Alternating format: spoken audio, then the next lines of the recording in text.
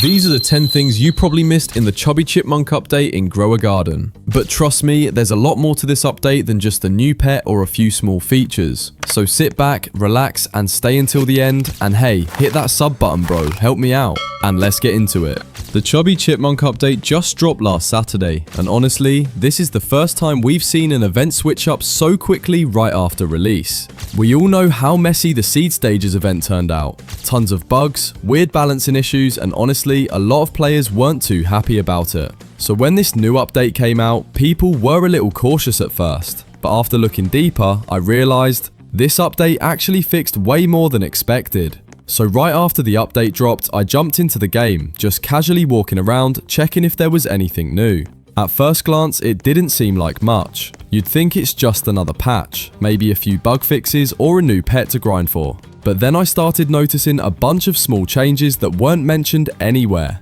And that's when it hit me. There's a lot more hidden in this update than people think. I decided to do this kind of content again since my last breakdown video got a lot of good feedback. You guys seem to really enjoy that one, and honestly, I'm grateful for that. So here we are again, diving deep into all the small, sneaky details that the devs quietly slipped in. The first thing that immediately caught my eye was something totally unexpected. A brand new merchant. Yeah, just casually standing there like it's no big deal.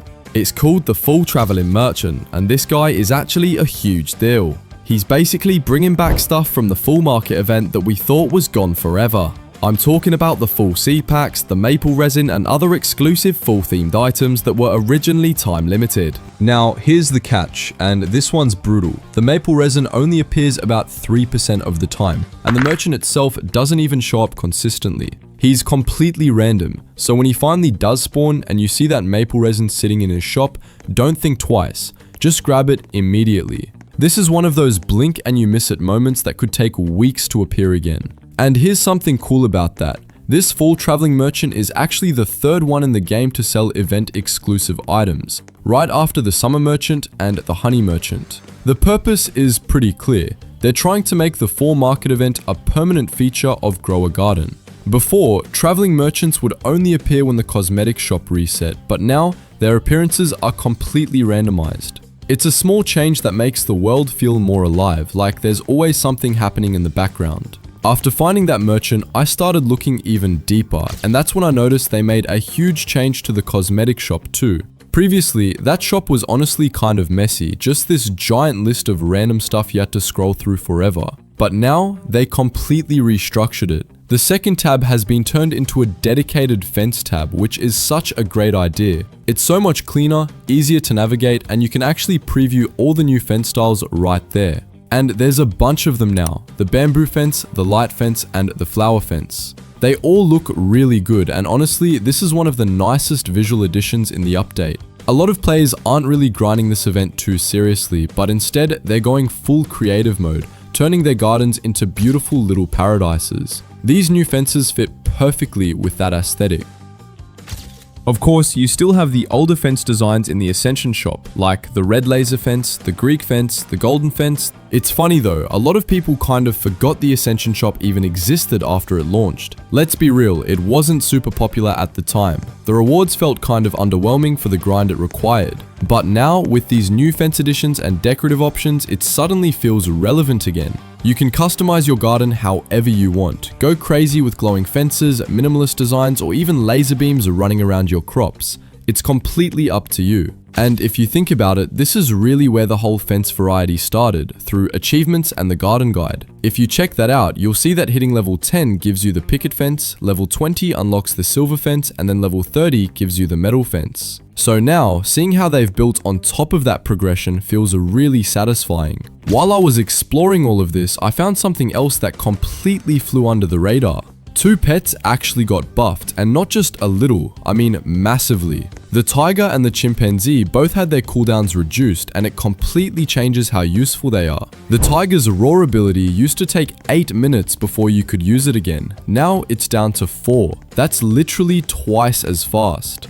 The chimpanzee, on the other hand, used to have a 5-minute cooldown, and now it's just 2. That's crazy fast. These might sound like small numbers, but in gameplay, it's a huge difference. The The tiger's ability pulls all your pets toward it, gives them XP, and even swaps random mutations in your garden. So being able to do that twice as often, total game changer. Meanwhile, the chimpanzee helps sell random crops for you every couple of minutes, which actually saves a surprising amount of time. Sure, there's still a small chance it won't collect everything, but overall, it's a really nice quality of life change that makes both pets worth using again. Speaking of quality of life, there's another change that most people probably didn't even notice. You can now skip all eggs at once. Yup, if you're on PC, you'll see an option to press R to instantly skip every egg timer.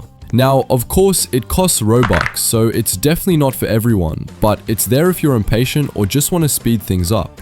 I mean, we've all been there. Waiting for eggs to hatch for hours can get pretty boring. And apparently, it's not just on PC. When I logged into my account on iPad, the same option appeared there too, so mobile players can use it as well. Now here's something that's both funny and kind of terrifying at the same time. The new Harvest All button. You'll see it as a little sign right in front of your garden. It sounds amazing, right? Just one click and everything's harvested instantly. But here's the thing, if your farm is massive, this button can absolutely destroy your frame rate. The moment I pressed it, my game just froze, like completely locked up for a few seconds. Total panic moment. But when it finally unfroze, my entire inventory was packed with fruit. So yeah, it works, but maybe use it carefully if you don't want your PC to sound like it's about to take off. Now, this next discovery honestly surprised me the most. You can now craft evolution apples. This was never officially announced, and it changes a lot for high-level players. To craft the first tier of an evolution apple, you'll need a tier 4 beetroot, blueberry, pumpkin, and mushroom, plus a sugar apple seed. Sounds awesome, right? But there's one major issue. If you didn't participate in the seed stages event, you might not have any tier 4 seeds at all. Right now, there's no NPC that lets you evolve seeds anymore, which basically means crafting Evo apples is impossible for newer players unless that feature returns. Hopefully, they reintroduce a merchant or some kind of evolution NPC soon, because it would be a shame to have such a cool crafting system locked away behind a past event. Meanwhile, there are also some quiet optimizations that most players might have missed. The backpack system has been reworked so it handles items more efficiently, reducing lag when your storage starts filling up. And that super annoying bug where dragging an item in your hotbar would randomly shuffle your whole inventory? Yeah, that one's finally gone. Organizing your stuff feels way smoother now. This improvement really helps mobile players too. I think a lot of that lag people were complaining about mostly happens on Android devices, especially when the storage starts stacking up with hundreds of crops and decorations. So this fix is a huge deal for them. And speaking of mobile, they also added some new interface tweaks for both mobile and console players. Mobile players now get an extra hotbar slot, 6 total instead of 5, which honestly helps a lot when you're switching between tools, seeds, and decorations. Meanwhile, console players finally have a working search bar in their inventory, which makes managing items so much easier. No more scrolling endlessly with a joystick just to find one crop. And finally, one of the biggest under the hood changes, the mutation system. This one's definitely for the more advanced players, but it's a really exciting update. Some mutations have now been merged into new, stronger variants. For example, Celestial and Aurora now combine into Cosmic, while Void Touch and Eclipse merge into Abyssal. There are also new hybrid types like Infernal, which mixes Meteoric and Blazing, Astral, which fuses Cosmic and Galactic, and Biohazard, created from Radioactive and Plague.